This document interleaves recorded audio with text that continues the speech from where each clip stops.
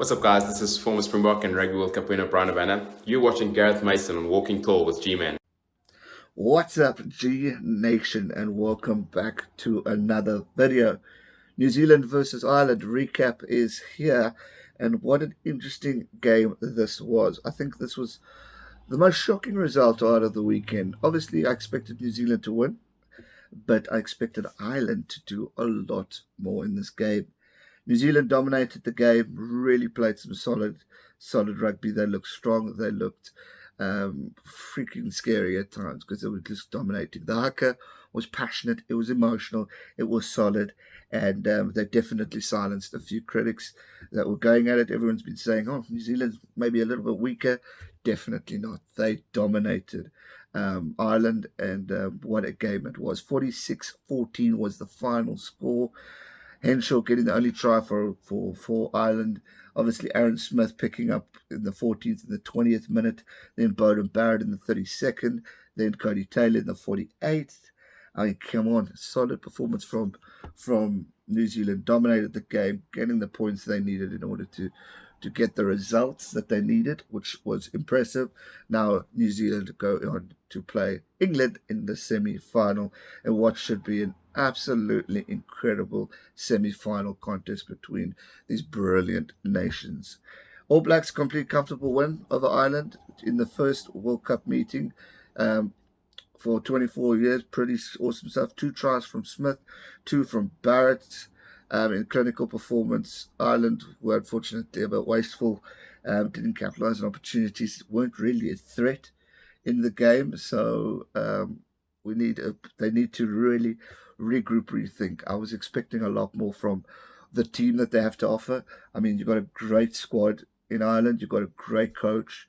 Obviously, captain and coach are leaving or retiring and all that jazz, but I was expecting more from Ireland. I really thought this could be the game where we either might see All Blacks become under pressure, but not one point where they're under pressure, not one point where they're a threat. New Zealand dominated in all ends up, and really solid performance from them. Obviously, England sealed a comprehensive win over Australia, which means that they're going to meet in the semi-final. If we look at some of the stats, again, amazing stuff from New Zealand. Dominated pretty much the game. 40 to 56 was the possession, territory to 44. New Zealand obviously getting 56. Possession was 50-50, which is very interesting to see. So Ireland definitely had the ball.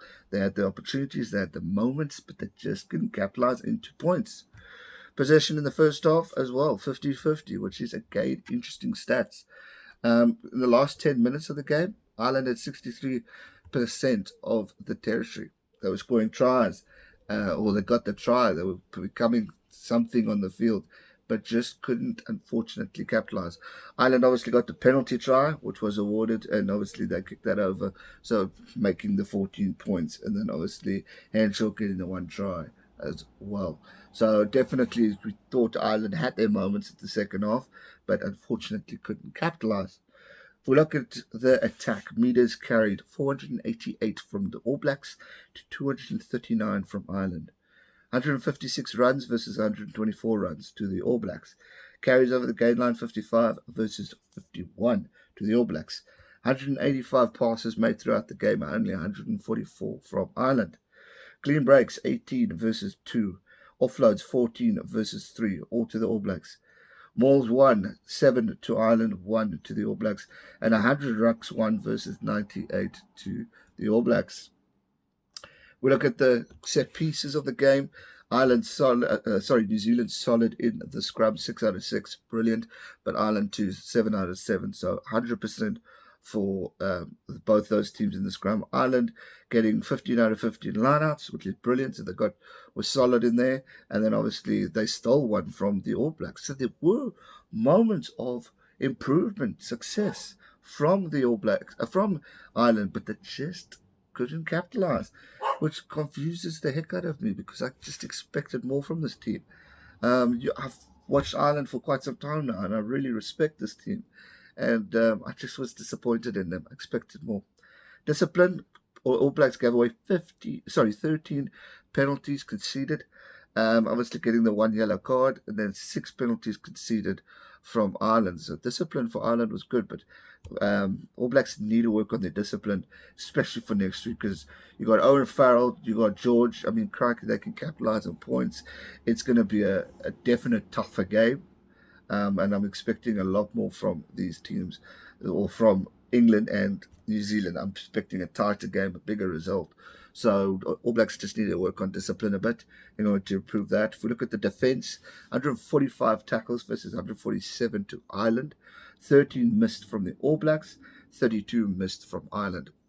82% tackle ratio versus 92 to the All Blacks. So Ireland will need to work on their defence a bit more, try and increase the percentage to at least get into the 90s like in the All Blacks, and not do as many missed tackles. Turnovers 1-8 versus 3 to the All Blacks.